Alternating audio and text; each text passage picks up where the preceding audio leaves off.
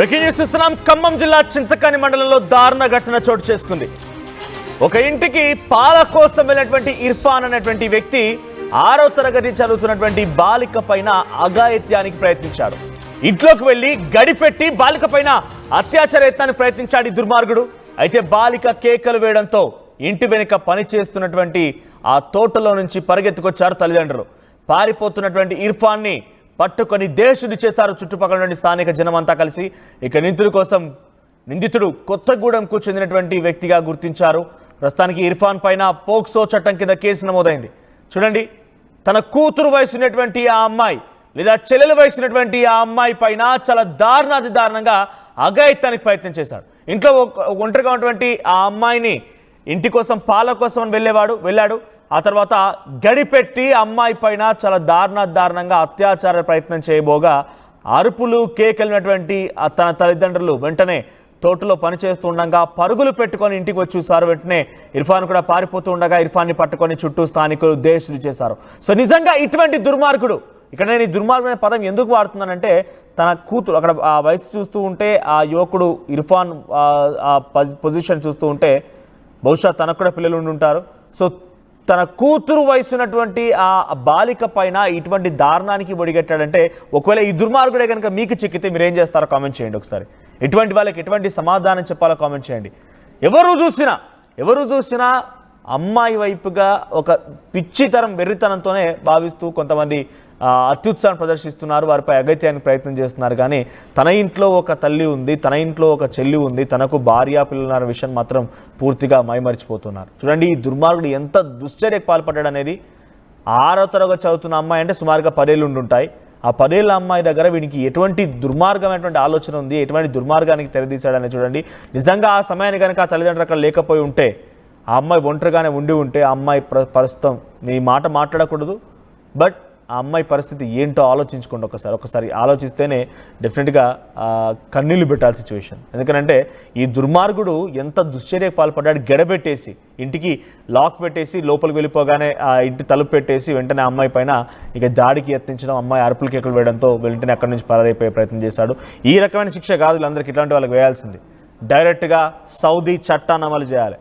బహిరంగంగా రోడ్డు పైన ఈ దుశ్చర్యకు పాల్పడినటువంటి ఈ దుర్మార్గులకు కాలో చేయో తీసేసి రోడ్డు పైన పడేస్తే అలా బతికిడుస్తూ ఉంటే అప్పుడు చూసే వాళ్ళంతా కూడా నవ్వుతూ ఉంటే అప్పుడు వీడికి బుద్ధి వస్తుంది. బహుశా ఈ మాట మాట్లాడడం వల్ల ఆ చూసేటువంటి యొక్క ఇర్ఫాన్ సంబంధించిన వాళ్ళు ఎవరైనా ఇబ్బంది పడవచ్చు. కానీ డెఫినెట్గా అటువంటి సిచ్యువేషన్, అటువంటి శిక్షలు వేస్తేనే రేపటి రోజున భవిష్యత్తులో ఇంకెవరైనా అమ్మాయిలపై ఇటువంటి దుశ్చర్యకు పాల్పడాలనే ఆలోచన ఉన్నా కూడా వారికి ఒంట్లో వెన్నులో ఒక భయం అనేది పుడుతుంది. దీనికి సంబంధించి మరిన్ని అప్డేట్స్తో ఉదయ్ సిద్ధంగా ఉన్నారు. ఉదయ్, సో ఏం జరిగింది? ఇర్ఫాన్ అనే వ్యక్తి ఆ 6వ తరగతి చదువుతున్న అమ్మాయి పైన ఎటువంటి అఘాయిత్యానికి పాల్పడ్డాడు? ప్రస్తుతం ఆ తల్లిదండ్రులు ఏం చెప్తున్నారు? ఆ అమ్మాయి ఆరోగ్య పరిస్థితి ఎలా ఉంది? మనోజ్, ఖమ్మం జిల్లా చింతకాని మండలంలోని ఓ గ్రామంలో దారుణ ఘటన చోటు చేసుకుంది. పాల కోసమని ఇంటికి వెళ్ళినటువంటి షేక్ ఇర్ఫాన్ అనే వ్యక్తి ఇంట్లో ఎవరూ లేని సమయంలో, పెద్దలు లేని సమయంలో, కేవలం 12 ఏళ్ల బాలిక మాత్రమే ఒంటరిగా ఉన్నటువంటి సమయంలో ఆమెను బలవంతంగా ఇంట్లో పడికి తీసుకువెళ్లడం, ఇంట్లో పెద్దవాళ్ళు ఎవరూ లేరని ధృవీకరించిన తర్వాతే ఆమెను గదిలోకి బలవంతంగా తీసుకెళ్లి ఇంట్లో గడిపెట్టి ఆమెపై అత్యాచారం చేసే ప్రయత్నం చేయడం, ఆ 12 ఏళ్ల బాలిక చేసినటువంటి ఆ కేకలు అరుపులతో వెనుకనే తోటలో ఉన్నటువంటి ఇద్దరు తల్లిదండ్రులు కూడా ఒక్కసారిగా ఆందోళనకు గురై వెంటనే పరిగెత్తుకుని రావడం, తల్లిదండ్రులు రాకను గమనించినటువంటి షేక్ ఇర్ఫాన్ అనే నిందితుడు అక్కడి నుంచి ఘటనాస్థలం నుంచి పరారవడం అయితే జరిగినట్లు మనకు ప్రాథమికంగా సమాచారం ఉంది. సరిగ్గా ఈ ఘటన నిన్న ఉదయం 7 గంటల సమయంలో మనకు జరిగినట్లు విశ్వసనీయ సమాచారం అందుతుంది. బాలిక తల్లిదండ్రులు కూడా పాలను విక్రయిస్తూ ఉంటారు. ప్రతిరోజు అదే ఇంటికి నిందితుడు కూడా రావడం, పాలను సేకరించుకుని వెళ్ళడం జరుగుతుంది. అయితే నిన్న అదే క్రమంలో వచ్చినటువంటి షేక్ ఇర్ఫాన్ అనేటువంటి నిందితుడు తల్లిదండ్రులు ఉన్నారా అని ఆ బాలికను ప్రశ్నించడం జరుగుతుంది. తల్లిదండ్రులు ఇద్దరు లేరు అని చెప్పడంతో అకస్మాత్తుగా ఇంట్లోకి అక్రమంగా చొరబడి ఆ చిన్నారి చేతులను గట్టిగా పట్టుకొని ఇంట్లోని గదిలోకి తీసుకెళ్లి తలుపులు పెట్టి గడిపెట్టి ఆమెపై అత్యాచార యత్నం చేసే ప్రయత్నం చేశాడు. ఈ నేపథ్యంలోనే బాలిక భయాందోళనకు గురై ఒక్కసారిగా కేకలు వేయడంతో ఆ కేకలు అరుపులు విన్నటువంటి తల్లిదండ్రులు అకస్మాత్తుగా ఉరికి వచ్చడం జరుగుతుంది. ప్రస్తుతం ఆ షేక్ ఇర్ఫాన్ అనే నిందితుడు ఆ ఘటనా ప్రదేశం నుంచి పారిపోవడం జరిగినట్లు మనకు సమాచారం. ఎందుకంటే ఆ ఆ చిన్నారి గుర్తించినటువంటి ఆ వ్యక్తిని షేక్ ఇర్ఫాన్ అనే నిందితుడిని తీసుకొచ్చినటువంటి స్థానికులందరూ కూడా కలిసి షేక్ ఇర్ఫాన్ ని దేహశుద్ధి చేసి ఘటనపై పోలీసులకు సమాధానించారు. ప్రస్తుతం ఆ పోలీసుల అదుపులో షేక్ ఇర్ఫాన్ ఉన్నట్టు మనకు తెలుస్తుంది. ఇటువంటి బాలలపై ఇటువంటి అకృత్యాలు నిత్యకృత్యం అవుతున్నాయని చెప్పుకోవాలి. ఇటీవల కాలంలో చాలా పెద్ద మొత్తంలో పోక్సో కేసులు కూడా నమోదవుతున్నటువంటి పరిస్థితి కనిపిస్తుంది. అతడు నిందితుడు ప్రధానంగా షేక్ ఇర్ఫాన్ అనే నిందితుడు ఖమ్మం అర్బన్ ఏరియా కొత్తగూడెం చెందినటువంటి వ్యక్తిగా మనకు సమాచారం అవుతుంది. ఈ ఘటనపై పోలీసులు కూడా కేసు నమోదు చేశారు. నిందితుడు షేక్ ఇర్ఫాన్ పై 329 of 4, 74, 75, 64 red with 62 BNS 112 and 18 POCSO చట్టం కింద అయితే కేసు నమోదు చేసి ప్రస్తుతం షేక్ ఇర్ఫాన్ ని కేసు నమోదు చేసి రిమాండ్ కు తరలించినట్లు వైరస్ సిఐ సాగర్ కూడా ఒక ప్రకటన అయితే విడుదల చేశారు. ఒకసారిగా తమ చిన్నారిపై ఇటువంటి ఆకృత్యానికి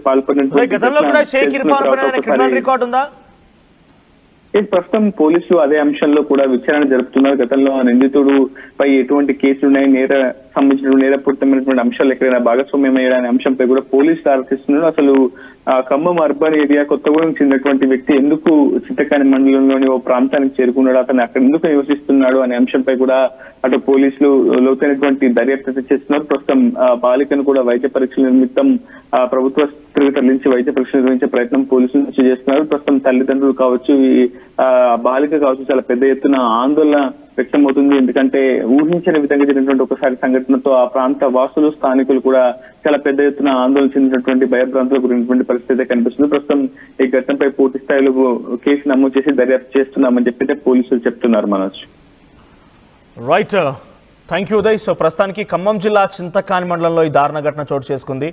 రోజువారీ లాగానే ఈరోజు కూడా ఇర్ఫాన్ అనే వ్యక్తి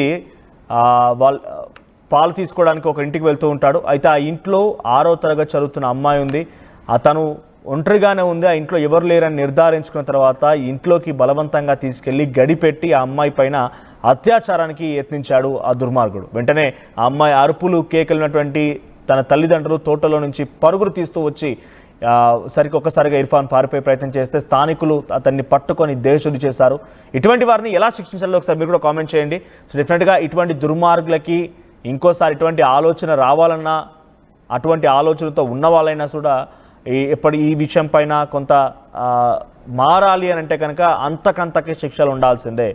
డెఫినెట్గా ఇక్కడ నేను పూర్తిగా శిక్షించండి, నేను బహిరంగంగా ఏదో చేయాలని కాదు. ఇటువంటి వాళ్ళకి కాలో చేయో తీసేసి రోడ్డుపై పడేస్తే వాళ్ళంతా బతికీడ్చడం, రేపటి భవిష్యత్తు మొత్తం కూడా ఆ రకంగానే రోడ్డు పైన పాకుతూ వెళ్ళడం చూసిన వారంతా కూడా నవ్వుతూ ఉంటే అప్పుడైనా వీళ్ళకి కొంత బుద్ధి వస్తుందో లేదో చూడాలి. సో ఇర్ఫాన్ అనే వ్యక్తి తన కూతురు వయసున్నటువంటి ఆ అమ్మాయి పైన 6వ తరగతి చదివిన అమ్మాయి పైన ఇటువంటి దుశ్చర్యకు పాల్పడ్డాడు. ప్రస్తుతానికైతే ఆయన పైన పోలీసులు పోక్సో చట్టం కింద కేసు నమోదు చేసినట్టు తెలుస్తోంది.